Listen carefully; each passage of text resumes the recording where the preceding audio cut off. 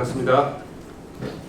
저는 뉴 SM6, 더 뉴 SM6 개발 담당 김영수입니다. 오늘 기자님들 모시고 설명을 하게 돼 너무 기쁘게 생각하고요. 앞서서 말씀하신 그 방실 담당 이모님께서 설명하신 변화된 내용 이외에 조금 더 기술적인 내용에 대해서 설명을 하도록 하겠습니다.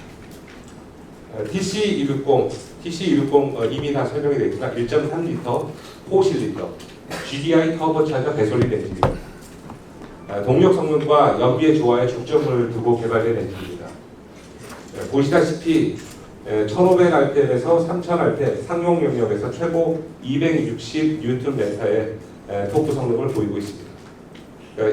이 TC260에 들어가는 엔진은 CO2 저감 기술 및 최고 수준의 연비 그리고 동력 성능에 다 조화를 이룬 엔진이라고 할 수 있습니다.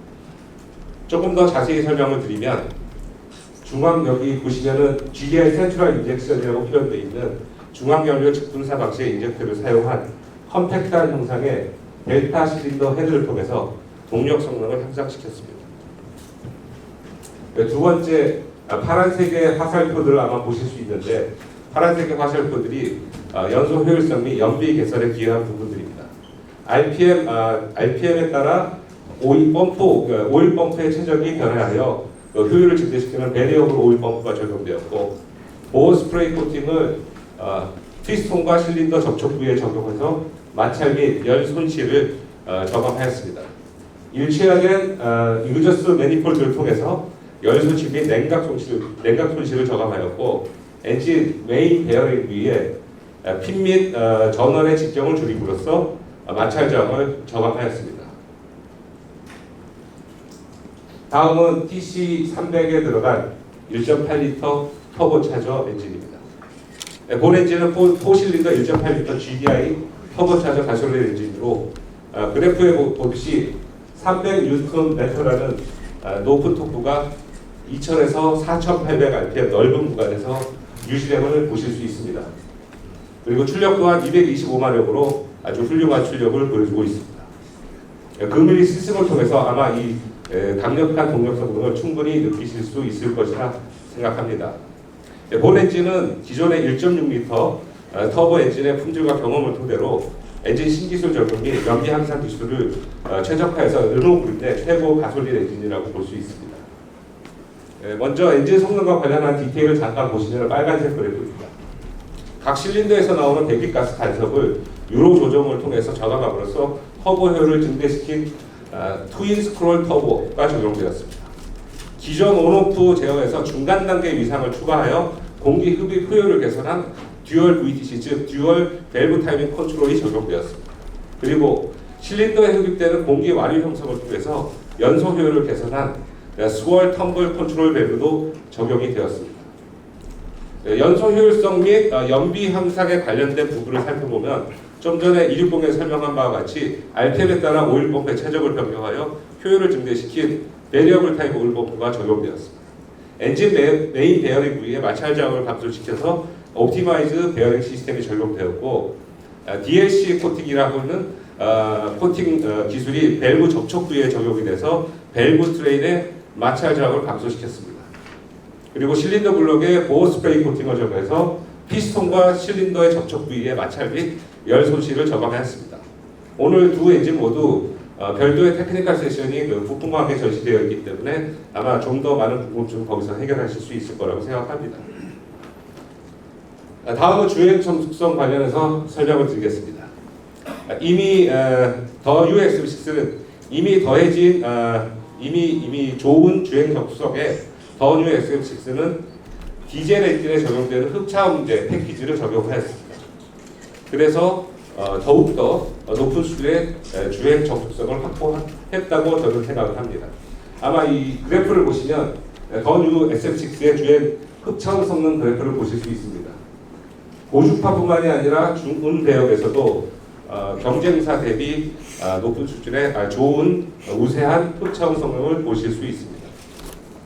우측 상단을 보시면은 대화 명료도라는 것이 있습니다. 이 대화 명료도는 주행 시 윈드 노이즈나 타이어 노이즈 등의 성능 평가에 자주 사용되는 지수로서 미국 표준업계에서 사용하는 객관적인 지수입니다.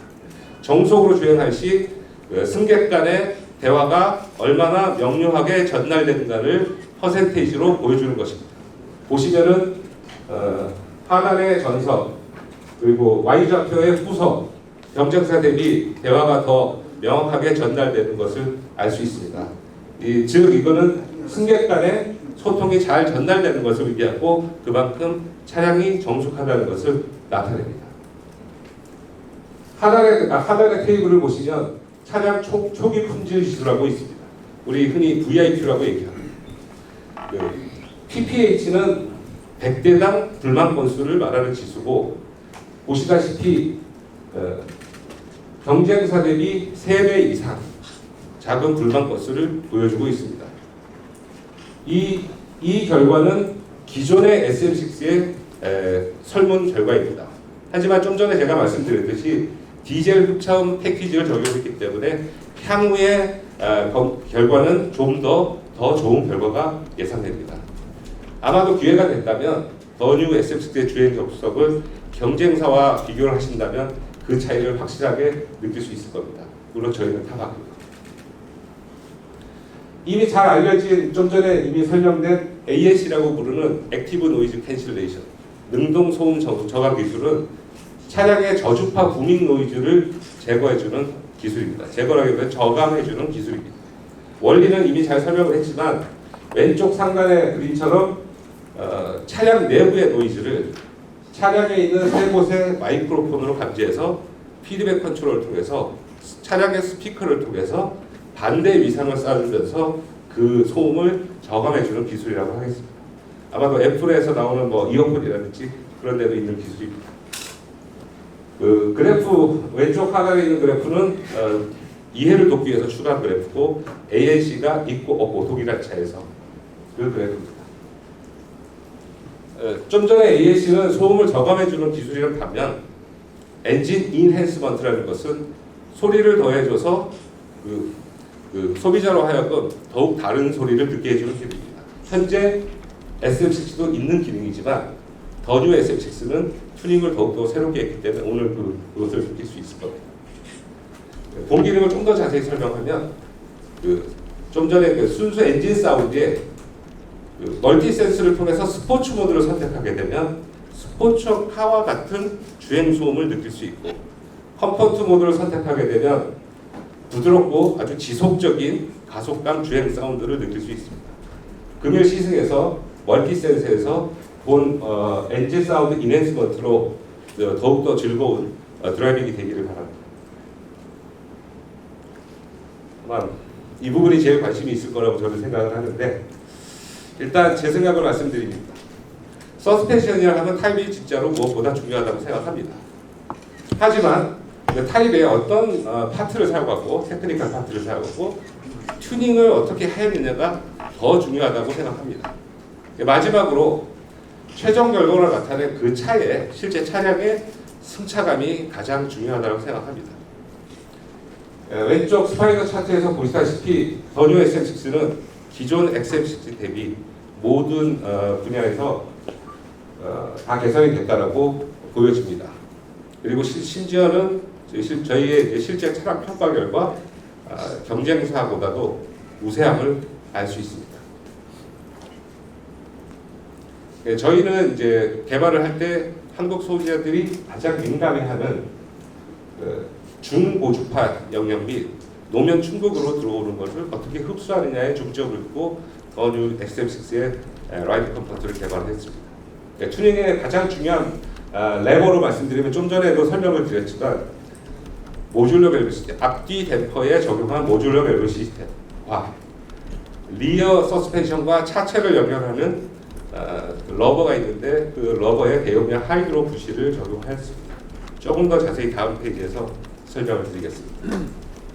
첫 번째 댐퍼에 적용된 모듈러 밸브 시스템에 대해서 설명을 드리면 기존 댐퍼에는 입력되는 속도별 감쇄력 곡선이 안에 있는 밸브가 온오프 방식으로 열리게 되기 때문에 실제로는 순간적으로 열리거나 닫히는 즉 그래프에 보듯이 샤프한 변곡점이 발생하게 됩니다. 모듈러 밸브 시스템은 아까 말했던 그 안에 있는 밸브가 순간적으로 열리고 닫히는 게 아니라 부드럽게 열리고 닫히기 때문에 보시다시피 변곡점이 없는 부드러운 감세력 변화율을 보여줍니다. 두 번째, 일반적인 러버는 러버의 특성에는 댐핑이라는 기능이 없습니다. 하지만 유체를 넣어서 하이드로 러버를 사용하게 되면 그 러버는 특정 주파수에서 댐핑이라는 특성을 가지게 됩니다. 그 대용량 하이드로 부시는 특정 주파수의 왼쪽, 오른쪽 그림의 상단에 있는 저 차량에서의 피크치를 아래 그림처럼 감쇄시킬 수 있는 역할을 할 수 있습니다. 궁극적으로 대용량 하이드로 부시는 더 뉴 SM6에서 적용된 대용량 하이드로 부시는 차체로 전달되는 진동을 저감할 수 있습니다. 이 두 가지 큰 레버로 과연 승차감이 개선될 수 있냐는 아마 질문이 있을 수 있을 것 같습니다. 저는 이제 개발을 담당했던 사람이고 짧게 얘기하면 쉽지는 않았지만 사실은 가능하게 했습니다. 그리고 오늘 시승을 하시면서 느껴보시면 될 것 같고요. 추가로 말씀드리면 저희가 이제 100여 개의 조합을 갖고 튜닝을 했습니다. 100여 개의 조합을 갖고 마지막 완성된 차가 오늘 드라이빙 할 차에 적용이 됐고 오늘 시승해서 평가를 부탁드리도록 하겠습니다. 마지막으로 이미 잘 설명이 됐지만 좀 더 자세히 설명하면 ADAS 기능 중에 하나인 LED 매트릭스 비전 헤드램프입니다. LED 매트릭스 비전 헤드램프는 보시면 이제 오렌지색으로 되어 있는 바깥쪽에 있는 것은 로우빔을 담당합니다. 각각 5개의 LED가 있습니다. 안쪽에 있는 파란색이 하이빔을 담당하고 18개, 합쳐서 36개의 LED가 있습니다. 운전하실 때 왼쪽 레버로 오토 모드를 놓고 상향 조작을 하게 되면 그리고 40km 이상이 되면 활성화가 됩니다. 이 운전자는 클러스터를 통해서 그 활성화되는 것을 확인할 수 있습니다. 활성화되게 되면 일단 상향등을 놓게 되면 앞에 전방에 있는 각 18개, 36개의 LED가 전방을 15개, 각 15개, 즉 각각의 15개로 겹치는 부위씩 나누어 비추게 됩니다. 주행 중에 하이빔이 비춰지는 영역에 앞서가는 차나 혹은 반대편에 오는 차가 그 카메라로 감지가 되게 되면 매트릭스 전용 ECU가 상황을 자동으로 판단을 해서 아까 말씀드렸던 하이빔 전용 LED에 해당되는 LED가 꺼지거나 아니면은 조도를 변경하게 됩니다. 이에 따라서 더 뉴 SM6 운전자는 상대방 운전자의 시야를 방해하지 않고 본인은 안전하고 더 확실한 탁월한 시야를 확보하면서 운전할 수 있기 때문에 아주 안전한 운전을 가능하게 합니다. 오늘 야간 주행이 있는 걸로 압니다. 그렇기 때문에 야간 주행에서 그리고 별도로 테크니컬 세션이 마련되어 있습니다. 1층에 거기서 직접 즐겨보시기 바랍니다. 이것으로 더 뉴 SM6에 대한 테크니컬 하이라이트 설명을 마치도록 하겠고요. 바로 이어지는 테크니컬 세션과 시승에서 더 뉴 SM6의 변화된 성능을 마음껏 즐기시기 바랍니다. 감사합니다.